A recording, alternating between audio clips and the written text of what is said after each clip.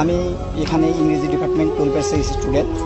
তো আমাদের এখানে যে ঝামেলাটা হয়েছে, এখানে অ্যাকচুয়ালি আমাদের কর্মসূচি ছিল অবস্থান কর্মসূচি। আমাদের উদ্দেশ্য ছিল আমরা মডার্নে গিয়ে অবস্থান করব, কিন্তু আমাদের যে এখানে ছাত্র সংগঠন আছে তারা আমাদের আগেতেই জানিয়ে দিয়েছিল যে অবস্থান, ছাত্রলীগ ছিল এখানে, তো ওরা আমাদের জানিয়ে দিছে যে এখানে হচ্ছে আপনাদের অবস্থান কর্মসূচি করা যাবে না, আপনারা হচ্ছে পদযাত্রা করেন।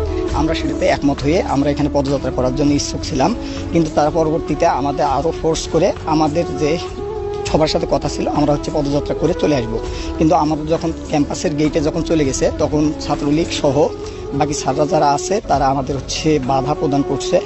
স্যাররা অ্যাকচুয়ালি যখন সামনে আছে তখন পিছন থেকে এবং তাদের যারা তৃতীয় পক্ষ ছিল তারা স্যারের উপর আক্রমণ করে সেই দায় আমাদের সাধারণ শিক্ষার্থীদের উপর চাপানোর চেষ্টা করছে।